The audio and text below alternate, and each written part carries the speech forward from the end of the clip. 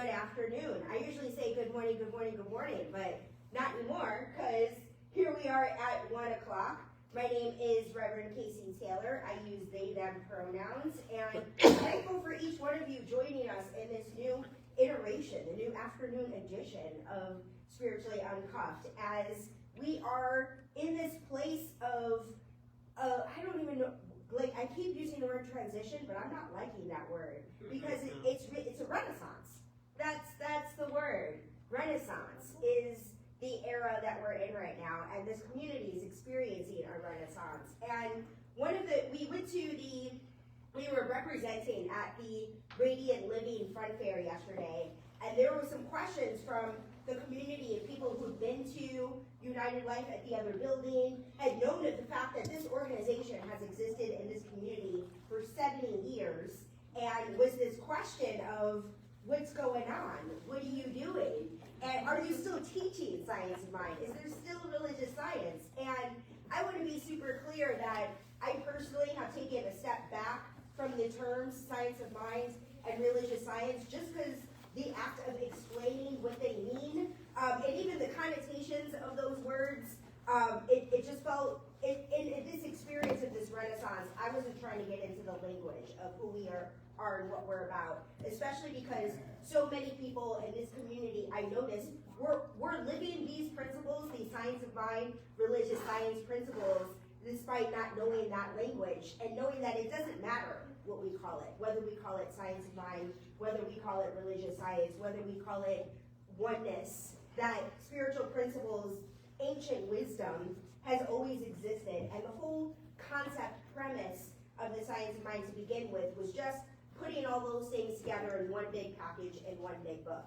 So I took a step back from that language, and in having an opportunity to connect with the community, I had an opportunity to once again really lean into the fact that what we teach, who we are science of mind and religious science principles. So despite the fact that we don't use these terms very often, for the people out in the community, in the outside world, they're asking if this is still what we're doing. Yes, we're still doing that. We're just not using these words very often so that we're not contributing to a place of confusion. That in this place of renaissance, we're opening our doors, inviting people to come play with us. I love that in the dark side of the room, we did a sound bath. We're doing sound baths now every Sunday at 12:30. Deanna Reed led our sound bath today, and the kids created a fort underneath the tables that I am all for.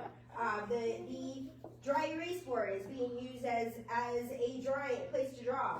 So I love that this space, this energy of Spiritually Uncuffed has been created, where the kids in the room have already gotten comfortable, got blankies, like everybody's phone in the corner underneath the table, wherever we are meant to be. And I really want to emphasize that the purpose, the intention around Spiritually Uncuffed is that we are not bound by what science of mind has meant in the past. We are not bound by what religious science has meant in the past. We are not bound by any idea of what happens in a spiritual community setting. And so people have asked, like, what is this? Is it a service? Is it a meeting? Is it a gathering? I'm not putting any labels on anybody. If you want to call this a gathering, an event, whatever you want to call it, you use whatever language you want to use. We're uncuffed up in here. That's what's going on. So what has not changed is our vision and mission statement. Let's go back to that opening song. It's our vision and mission statement. And so I'm going to invite you to speak the vision and mission statement along with me. This is who we are. We are a loving, inclusive community, joyfully expressing spirit. We honor, celebrate, and support each individual's awakening to their spiritual magnificence. We empower each other to create happy, healthy, abundant lives. And so one of the ways that we do that, empower each other to create happy, healthy, abundant lives, is by singing together. So Risa Suave is serving as our musical lead today. She brought some extra drums for us to play with, which I appreciate, because I absolutely forgot mine. So I invite you, James got his tambourine, I'm with this. So I'm gonna throw it over to Risa. Risa, say whatever you want to say, whatever you want to do. Space is all you. Okay, thank you. Yeah, so somebody grab this drum Veronica, I will. we can be in this together. Sort of had presented this as, I hope you guys don't mind me sitting, I'm a sitter. Presented this as sort of a drum circle, and really it's so simple. And even if you don't have a drum and you want to clap or just put your hands on the table, that's great. It's just about keeping the rhythm together. So we're coming into energy together, we're kind of getting on the same beat. And it doesn't have to be complicated. So we're gonna actually start with the rhythm, and we all just start the same way. It's 1, 2, 3, 4. 1, 2, 3, 4. Good. 2, 3, 4. 2. And the beautiful thing about the maracas, the maracas, you can just kind of shake it in there. Yeah, either 1, 2, 3, 4. 1, 2, 3, 4. The frogs kind of don't really care about these. The frogs can come in whenever the frogs want. So you can do that, and you can add a little beat if you feel comfortable with this. You can add that little extra beat in there. 1, 2, 3, 4. 1.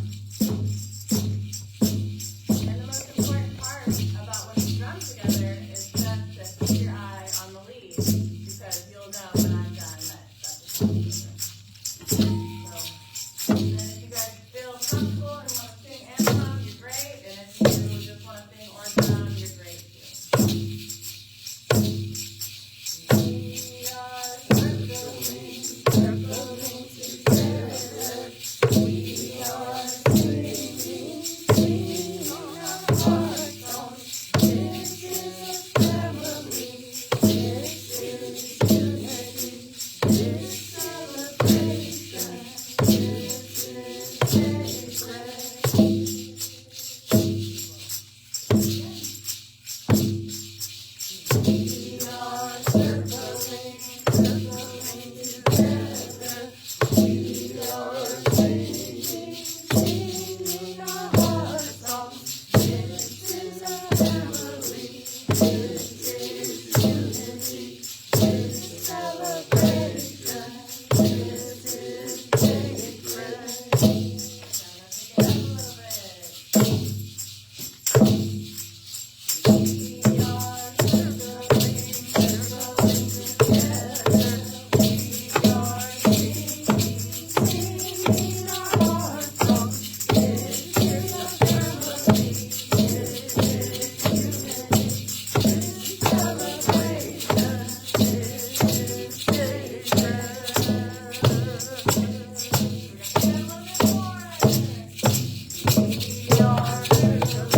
circling together. We are singing, singing our heart song. This is a family. This is unity. This is celebration. This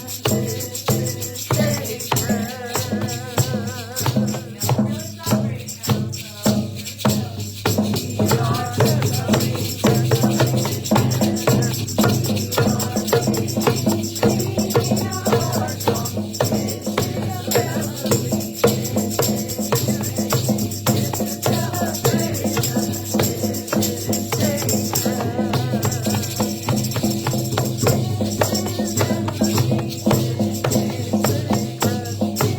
is unity. This is celebration. This is sacred. Thank you, Risa. Singing and drumming. I've never Thanks for singing and drumming with us.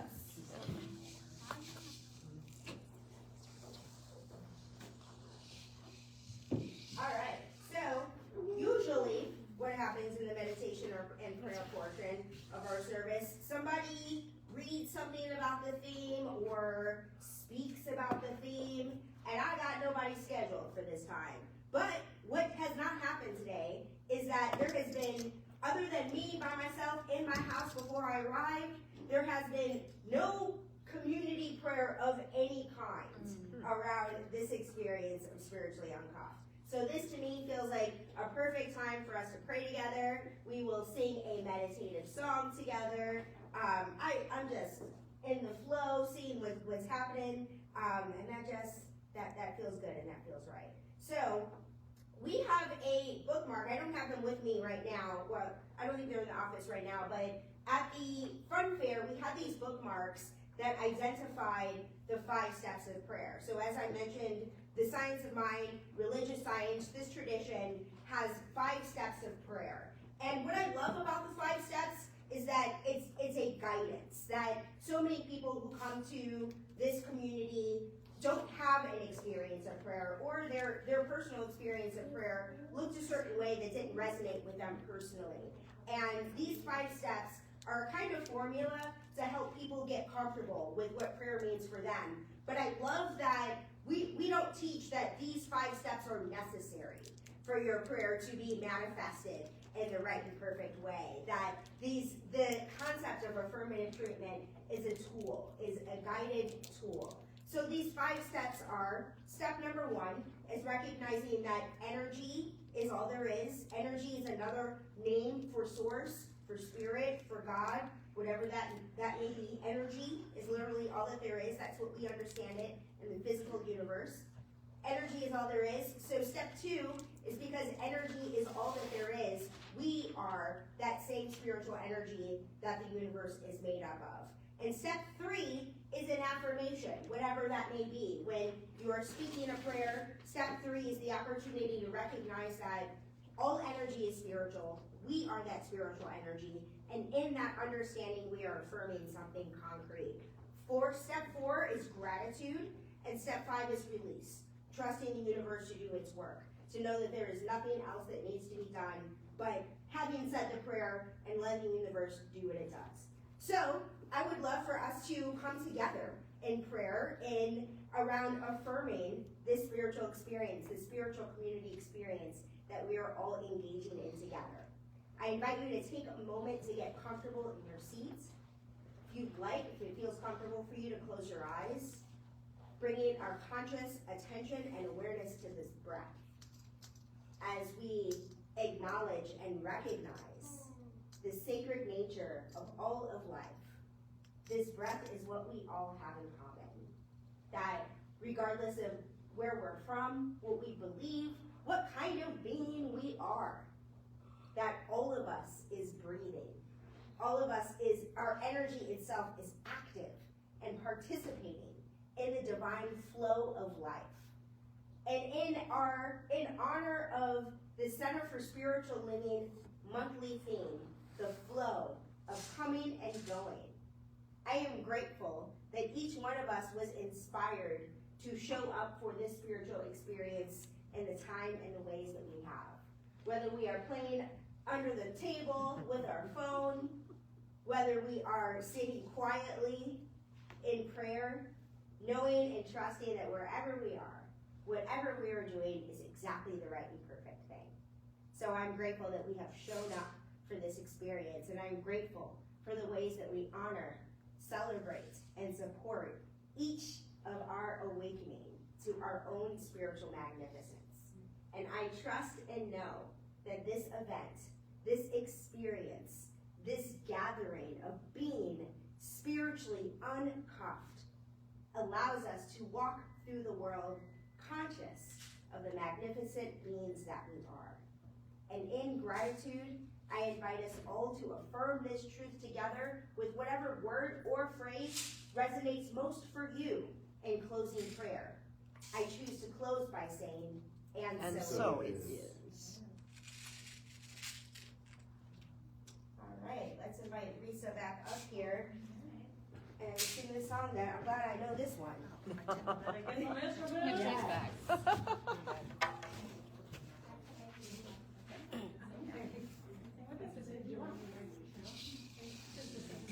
Yes. Okay, here's your second chance. Okay, the river is flowing. Do you want a Morocco? They're almost There are, It is yes. kind of big, but I kind of liked it. I was like, a plate like that. All right, so again, we're just going to start on the same beat.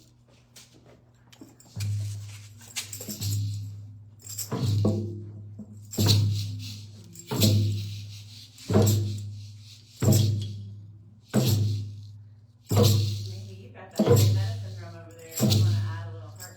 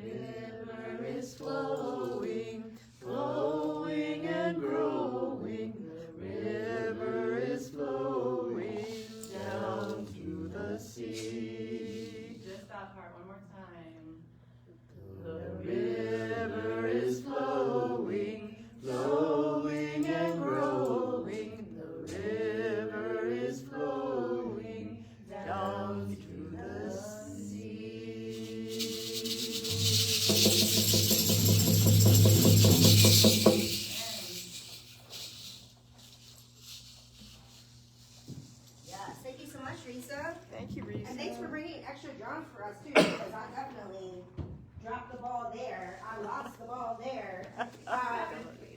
So this concept, today's theme is, I mentioned in our prayer that the monthly theme is in the flow of coming and going. And those of you who know me as a minister know that the ways that I apply these themes to my life is really organic.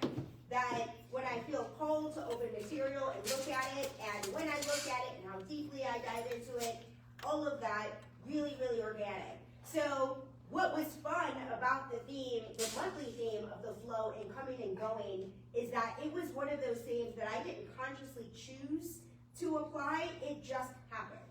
That I mentioned last week that we had a concert here that Jesse Powers performed here, and I had just returned from Key West right before Jesse Powers and some of our next gen people came into town for that performance. And right after that, I didn't intend to take a trip to Eureka Springs, which isn't that far. It's like 4.5 hours driving distance away. It just wasn't scheduled. So I had a Key West trip hosting people, and then I ran right out of town and then came back on Friday. We did our full day of Radiant Living at the Fun Fair, and I have been in the flow of coming and going, despite the fact that I never consciously intended to live my life from that understanding. It's just me and the theme. We go hand in hand. So this theme, I got it, I lost it. I didn't exactly know what it meant,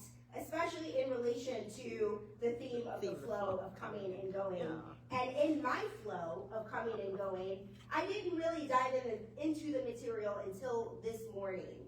And as I opened it, there was a quote. I have the quote here? Actually, let me first say this. On my way in, before I opened the material, I listened to audiobook on my way in, and it was Eckhart Tolle, The Stillness of Silence. And the reason I was listening to it noted. And I noticed this quote, which was in the theme when I opened material this morning. It says, when you accept this moment fully, when you no longer argue with what is, compulsive thinking wanes and is replaced by an alert stillness.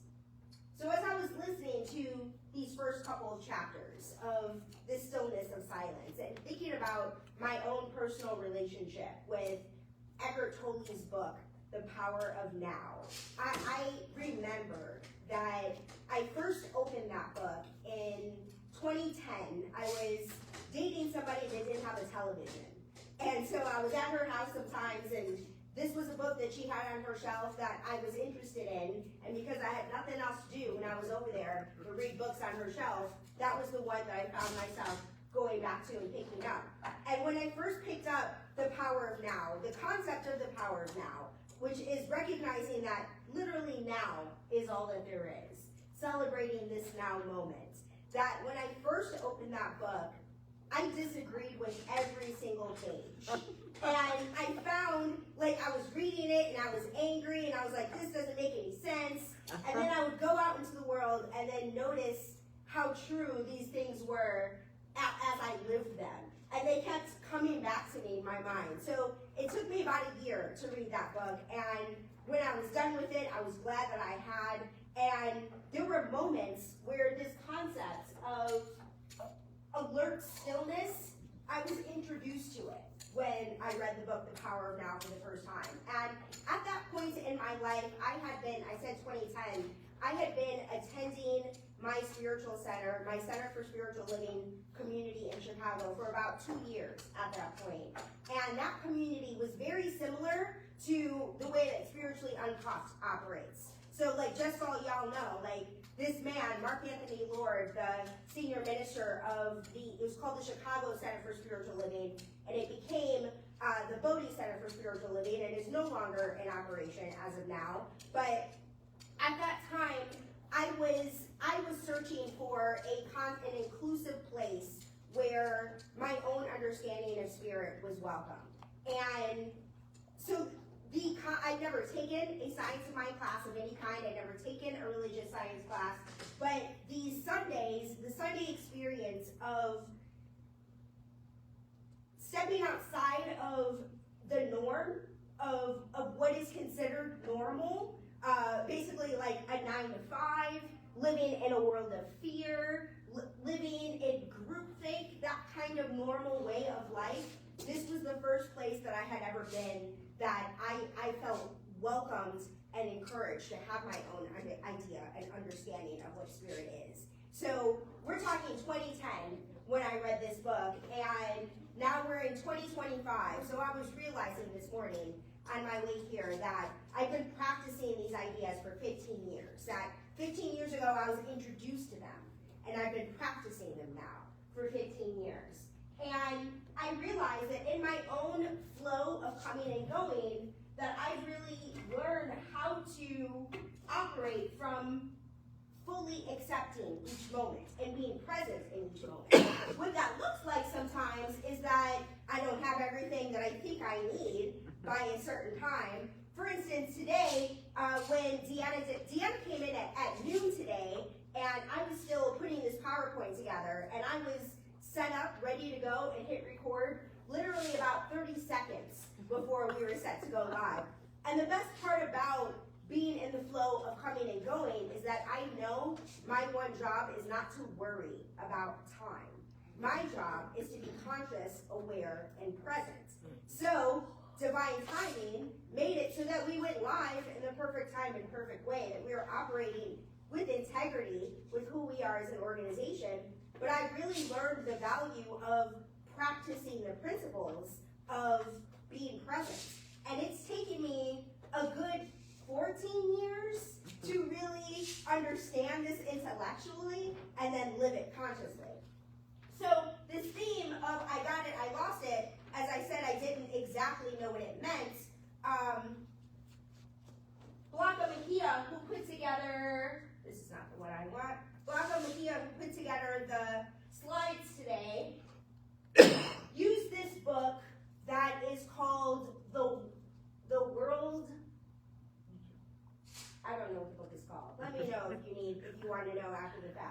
because I don't remember. But I downloaded the book and listened to a bit of the audiobook this morning because that book was not available in my library in this very second, but the audiobook was available in the library in this very second. So I got an opportunity to understand this concept of I got it, I lost it a little more deeply than the pages, because it's just her summary of what happened in the book. So in her summary, she said, the concept of I had it, I lost it, is a struggle between our true nature and our imaginary sense of identity. And my understanding of it, after having listened to a couple of chapters of it this morning, is that in our own spiritual journey, and the moment that we decide that this life of normalcy is not the way of being, and that there is something else, there's something more, and that when we begin that journey, that there are moments of spiritual awakening where it's like, okay, I get it, I understand. We are all one. The whole world operates from this place of separation, but I get it in this moment. And the concept of I had it, I lost it, is in these moments of awakening, then what? How do you walk through the world? How do you keep that mentality of awakening and live a truly awakened life from one moment to the next? I had it, I lost it, is this ongoing struggle with feeling like an awakened being and then living in the world of capitalism where it feels very isolationist and it's very difficult to maintain that mentality. How do you create a world around you that reflects the shift in your way of being, in your way of thinking? That's the question. So, Blanca says, that when you disidentify from the self that believes in separation, you recognize that you are more than any experience you had in your life. And this book, like I said, I only listened to the first 2 chapters of it, so I don't know where it goes. But the author, Adnyana Shanti is his name, Anshanti. There's a Y in there, so like I said, come see me later if you want, if you're interested in the title of this book. But the concept of it is really about how, as we're living in this struggle, there really aren't, what this man says is there aren't other books that teach us how do we manage that struggle between I get it and holding on to it and living from it. And as I've been in the question this morning of how do I want to address this, I feel like, as I said, I've been operating from staying present, learning how to be present, learning how to operate from divine timing. All of that has been a very slow, progressive process for me that's taken about 14 years to both understand intellectually and then live, and then on top of that, to have my world reflect that. Even my own journey of coming to Oklahoma. Some of you may know the story of how I felt called to Oklahoma for a graduation that I wasn't planning to go to, but Spirit felt like it was ringing all kinds of bells and directions to me to come to this graduation. And when I got here, heard my soul tell me to blow up my life and move here.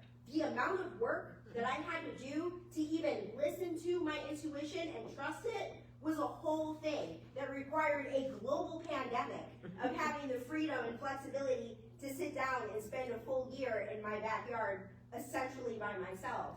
So that there is no perfect formula and equation for us individually to identify what it means to experience a spiritual awakening and then consciously live from that place and then build a life that allows for it.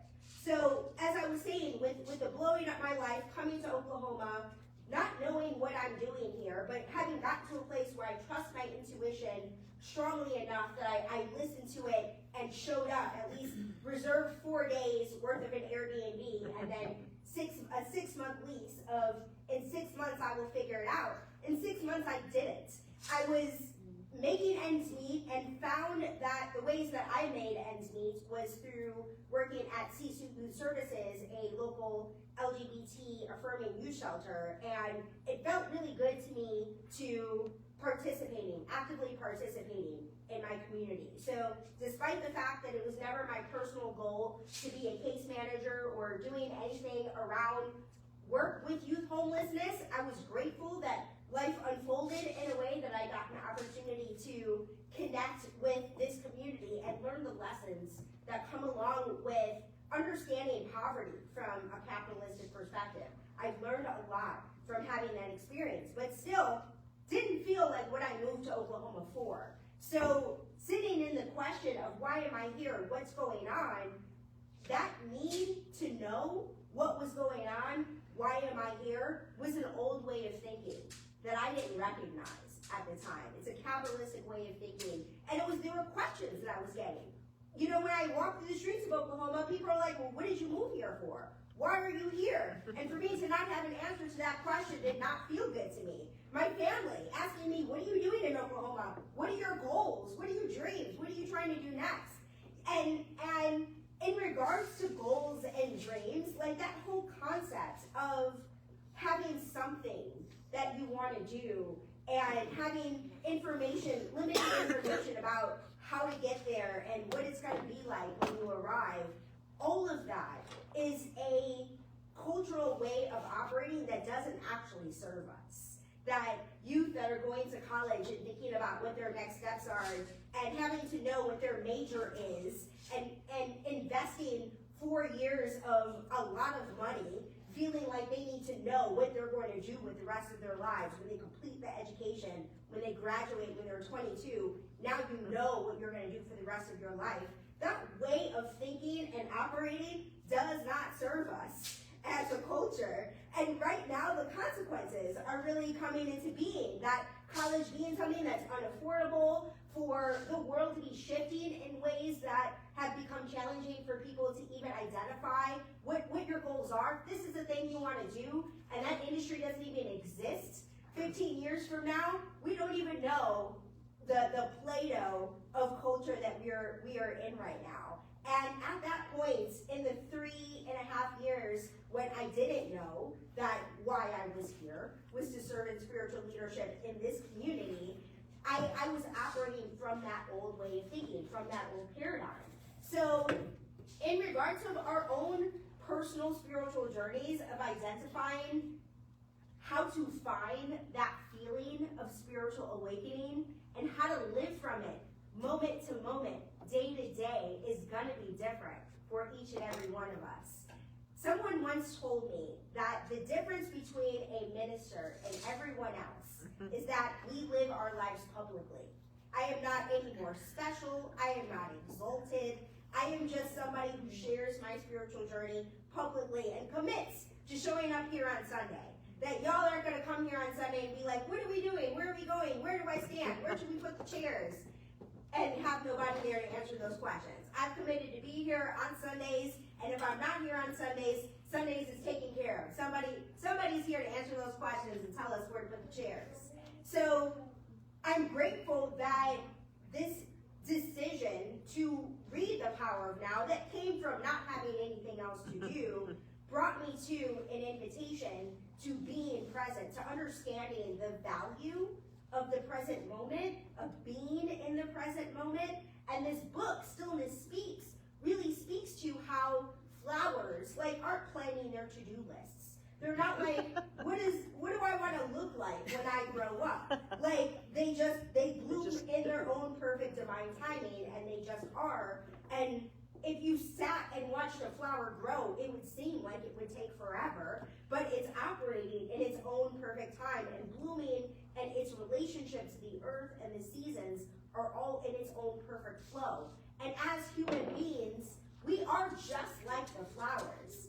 As was said in the prayer, that we are all living, breathing beings. Flowers, plants, animals, we're all living, breathing beings. But as conscious humans, we get to be creative.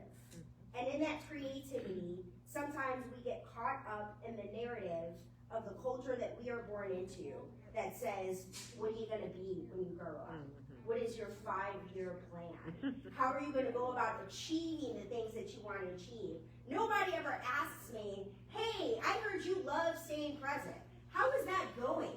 How is that practice going for you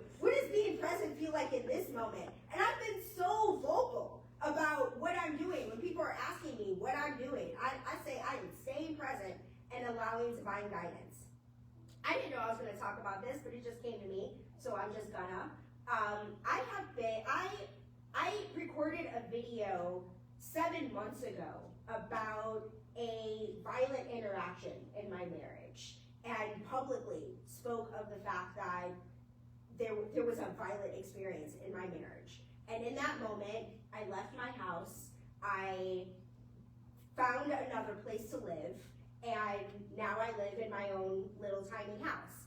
And in that period, in the last 7 months of that period, I've been staying present and allowing divine guidance. And my wife has also been staying present and allowing divine guidance. And we've been on our own healing journeys and staying in connection, close connection every step of the way. And I haven't talked a lot about it because the kinds of questions people have asked me haven't been things like, how are you? Are you okay? Is there anything I can do to support you? It's things like, are you separated? Are you getting back together? What do you think is going to happen? And I'm like, I don't know. I'm staying present and choosing divine guidance. And nobody's saying, how is that going? How is being present working for you? Literally, nobody has asked me this. And no shade to the fact that those questions haven't come about. It's just because this has been what my life has been, I've really kept how I've been navigating my marriage very private. And this weekend, well not this weekend, because this weekend, y'all know I work here. So Saturday, I was at the Radiant Living Fun Fair. Today I'm here. So this week, my wife took a couple of days off, and she decided that she was going on vacation herself. She was going to go somewhere. And at that point, I realized it's been 7 months. And in 7 months of being present and allowing divine guidance and questioning, are we together? Are we separated? What are we doing? I made this decision to embrace where we are, to accept that I am married. I am not legally separated. I'm not legally divorced. I'm still living in my tiny house. She still has her own separate place, but I'm in a place where I'm ready to start talking about what our marriage looks like.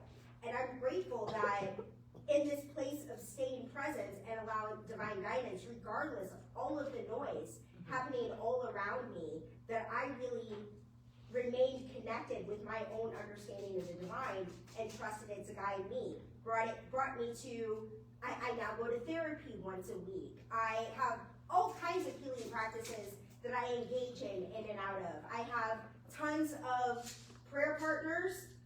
Sometimes there'll be like right now there's some kind of program where it's like blind dating for ministers, where not dating, like blind prayer partnership, where an algorithm chose a prayer partner for me, and this person is a new minister out of Dallas. So the fact that of anywhere in the world I could have gotten this prayer partner match, it's somebody who's 3 hours driving distance away from me. I still haven't met her in real life, but this is a new prayer partner in my life. So I'll go to a retreat. I went to the Next Gen retreat last October, and one of the people who came to visit me a couple of weeks ago was somebody at that retreat. We decided to be prayer partners then and there, and he came, like, through our consistent monthly prayer, he came to visit me. I've never spent time with this man outside of a retreat of any kind. So for Spirit to have brought us together and for us to spend the whole week together was just like a really beautiful thing. And it was so beautiful, like when I talk about this concept of staying present and divine guidance, that I didn't plan what we were going to do. I have one more clip that I think I wanted to pull up, so I wanted to find it. No, I don't. Anyway, when we planned what we were going to do, none of it was in stone. I didn't make any like Wednesday, we're going to do this. Thursday, we're going to do this. It was just, he's such a live and flow person, and I'm such a live and flow person, to have somebody from California, from San Diego, come into Oklahoma City and show them a good time, you know, and somebody who operates from a place of flow, we got to have such a blast. And what that looked like was, we went to an open mic at the Factory Obscura, which I've never been to, which is ridiculous. Like, Factory Obscura is such a me kind of place. Never been there before. And at Factory Obscura, they do an open mic where admission is free if you perform. So I'm like, I'll perform, and I ended up doing a poem that I wrote literally on the spot about spiritually uncuffed, and made it like a little promo, and it ended up being like the end of the show, and all kinds of people are like, what is that? How do I learn more? And the very next day we went to OKC Improv, where at the end of that show, they asked, does anybody have a special event, something you're celebrating? Nobody in the room had anything that were going on. And I usually have on a pink hat, got my pink boots. So the people were like, you, in the pink hat, we're gonna celebrate you. And so they asked me a bunch of questions, my name, what I do for a living, the mantra that I live by, and they came up with, because that's what improv does, they performed a song about my life and spiritually uncuffed. So I'm gonna put this, I'm gonna share this with y'all. Julian, my friend from San Diego, who was with me, recorded it. So I'm gonna share this video with you. But having this experience of like just showing up in the show and these people to perform their interpretation of my life based on this concept and ending the show with today is the best day ever. The whole today is the best day ever, because that's my whole mantra. Like, I was like, this whole song was just written in celebration of me. I didn't plan to go to OKC Improv. We were walking down the street and he was like, let's go there. I looked it up. Oh, they've got a show tonight. Like, that is how it went. So I've really been able to experience the magic of what it means to stay present and allow divine guidance. So I'm going to close with, I'm going to invite us to prayer in my closing, but I don't know if I shared this, that my personal theme for 2025 is enjoy the magic. And that week was a great representation of the magic of staying present. And something that I've learned in the experience of enjoying the magic is sometimes it's not all joy, but when I stay present, it's gonna be joy eventually. So I might as well consciously live from that understanding. So as we move into prayer, I invite you to think about, revisit, if at the top of the year, if you had a theme, if you had a word, an idea, Renaissance, whatever it may be, if there was something around how you wanted to walk through 2025 to bring that quality with you into prayer. And if there isn't a quality in particular that you chose back on January 1st, but something is springing up for you now, maybe it's about staying present, whatever it may be, I invite you to bring that quality into your heart and mind as we pray together. So, I invite us all to take a moment to get comfortable in this space, bringing our conscious attention, awareness to the breath. Once again, remembering that literally all of life is spiritual, that this breath in our bodies is sacred and it is magic. And when we choose to notice, remember, and enjoy the magic of the breath, that it doesn't matter what the world around us believes, the cultural ideas, the what are you gonna be, when, what are you doing with this, none of that matters. That in the stillness of this present moment, of each one of us being present in prayer, allowing whatever phrase or concept or idea, quality resonates for us most individually, is the most sacred thing we could be doing right now. So I'm so grateful that we have been called to this moment and engaged in this sacred experience together. I am so grateful for the ways that, the magical ways that our qualities manifest themselves throughout our day and beyond.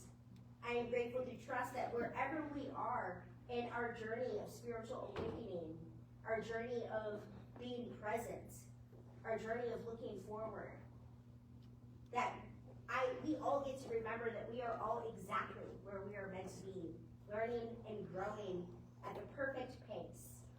And I'm grateful for who we are, for how we are showing up, and the impact that is being made in our individual lives and rippling out into the community around us. And in gratitude, I invite us to affirm this prayer with whatever word or phrase resonates most. I choose to close by singing, and so it is. All right, let's sing it out. Sing it out. Do we have I am blessed on there? We do. That's what I'm trying to get to. That is what's happening. I am blessed. We are We don't blessed. even need drums for this.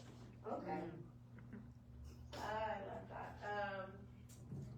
Just along those same lines, I think, as far as like living in your own time and high vibration and kind of tuning into the present moment, that's really the gift of music.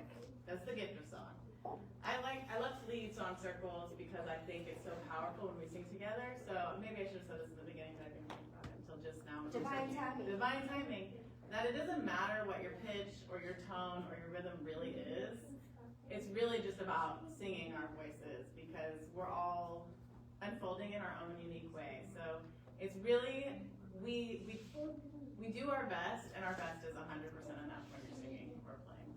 It's the rhythm of your own beat, really. But that being said, I am going to suggest a rhythm to this audience. It's an invitation to sing along. This is a fun one, and we're going to kind of I love this one because it kind of gets us out of our own heads a little bit. It's a syncopated rhythm, y'all. Oh, and here we go. And I know y'all at this table have rhythms, so you on the floor, you can clap along with this. Okay. So we're going to play with the rhythm before we start to add the words. And then once we get going, again, if singing and holding the beat is too much, just drop one.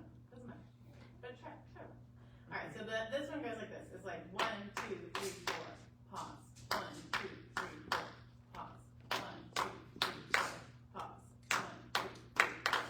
1, 2, 3, 4, pause. 1, 2, 3, 4. All right, try it with me, okay? So you can also do it down here if you like. 1, 2, 3, 4, pause. 1, 2, 3, 4.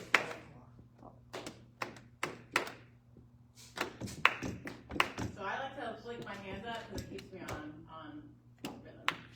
Now, I like to do this little part too, but if this is too much and you want to go back to just clapping, that's up to you. So I just bum, bum, bum, bum, pause. Fine. Again, you can always go 1, 2, 3, 4, pause. 1, 2, 3, 4, pause. I'll mess it up too. Okay, and there's a little pause in the song, so you're going to have to pay attention. I am blessed. Yes, I am blessed. Even when I'm here feeling like a mess. This life has shown me all kinds of stress. And pause. And it's opened up my heart like the greatest treasure chest. I have known.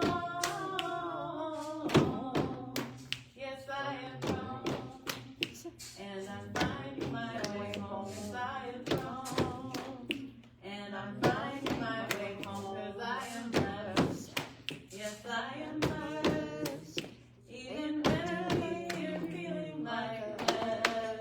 This life has shown me all kinds of stress, and it's opened up my heart like a great treasure chest. I have grown. Yes, I have grown, and I'm finding my way home as I have grown. Yes, I'm finding my way home as I am blessed. Yes, I am blessed, even when I'm here feeling like a mess. This life has shown me all types of stress, and it's opened up my heart like the greatest treasure chest. I am grown. Yes, I am grown, and I'm finding my way home as I am grown, and I'm finding my way home. Again, I am blessed. There we go. Yes, I am blessed, even when I'm here feeling like a mess. This life has shown me all types of stress, and it's opened up my heart like the greatest treasure chest. I am grown. Yes, I am grown, and I'm finding my way home. I am grown, and I'm finding my way home 'cause I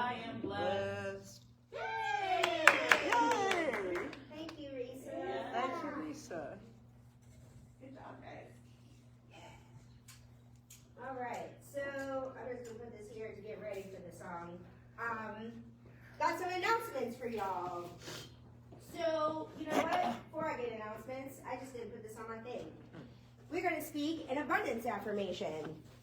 Speak an abundance affirmation while we pass the cup. I don't have it up here, so you can just repeat the abundance affirmation with me. I'm going to say it once and you can repeat it if it resonates with you. I live in abundance. I live in abundance. I am filled with abundance. I am filled with abundance. I give from abundance. I give from abundance. And it transforms my life. Transforms my life. All right, so announcements. This Thursday, I am launching What's Up and Why, a weekly series about pop culture. It's essentially what I've been talking about here with the world of form says things need to be a certain kind of way, and it's not. So we're going to talk about those things. Me and my cousin, who I appreciate. My cousin identifies as a Christian. Is comfortable with her experience of Christianity, and we've got different perspectives, and that's what inclusivity is all about. So we've got a New Thought Media Network show launching this Thursday across platforms at noon. Thursdays at noon. So the first episode is this week. This weekend, we are hosting a leadership retreat at Reverend Dr. Sue Ellen's house. So if you are available and interested in serving in leadership, this is a great opportunity for you to hang with us, pray with us, break bread with us, get to know us. So come talk to me if you're interested in details about joining us for that retreat this weekend. And at the Fun Fair, Radiant Living Fun Fair yesterday, I taught a workshop on this 90-day concept that I created called Making Peace with Your Inner Shit Talker. And the way that this program works, it's a 90-day program, and it's 90 days in the sense that there are 90 days of content, which does not mean that your relationship with making peace with your inner shit talker is complete in 90 days. I'm gonna be honest, my relationship has not been complete in 90 days, and I wrote the thing. So it's an opportunity for you to get to know your inner wisdom, for you to get to know the voices that may be playing in your head, telling you that you need to make your 5-year plan. They're made up of cultural ideas of our ways of being. It's an opportunity to really look at your belief systems and identify what's right for you so that you move through the world in a way that resonates with who you are and what feels best. And the program, the guided space for the program is going to be right here, not in this room, but in this building, actually in the place where we have the leadership meetings over on that side of the hallway, where on Sundays at 8 p.m., solid 8 to 9 p.m., we'll meet and talk about our experience of moving through that program. So what that might look like is somebody who was on day 56 from that program last year that's ready to jump back into it on day 57. So it's day 1 for you, might be day 57 for that person. Or maybe you start the program and you're on day 1 for the whole 90 days. That whatever it is, wherever you are, this is a space for you to be welcome, for you to be supported, and for you to learn and receive support around how to make peace with your own, have awareness around your own inner critic and your own inner wisdom. So that is coming up April 6th and runs 3 months, 90 days, April 6th through July 6th. So I would end with the finalized announcement. Actually, yeah, I'll say this one. We have a lot going on. So I'm going little by little. Right now we're mid-March. Making Peace with Your Inner Shit Talker is the top of April. We are hosting a healing circle on April 10th. And Dane, I can't think of his last name. Leibart. Dane Leibart is leading it. He's a licensed clinical social worker and leads healing circles all over the community. And so he's going to host one here so we can get a sense of participating in healing space with him. He can get to know us. maybe we'll do more of them, but we're starting with April 10th and seeing how it goes. That's what Spiritually Uncuffed looks like for me and him. So all that stuff will be on our website, and if you got any questions about it, let me know. And now we're gonna conclude with our final song with Lisa, which I love that we have this one. Well, we are This one's fun. journey. Taking this jump. Do it. Bigger? No. Take it away.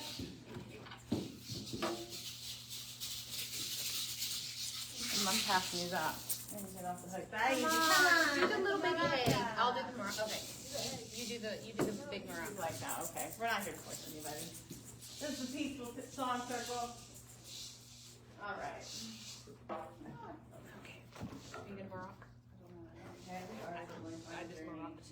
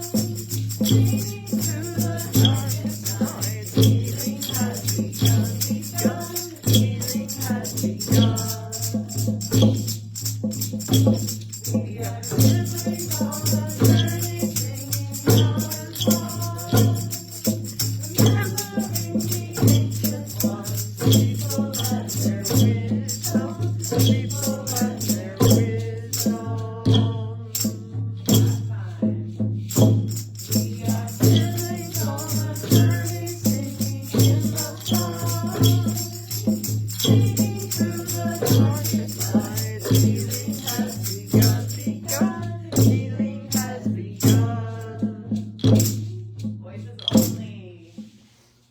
We are siblings on a journey, singing now as one. Remembering the ancient ones, the people and their wisdom, the people and their wisdom. Amen. Have the best week ever, everybody. Amen. Thank you all. And thank you guys for bringing your kiddos.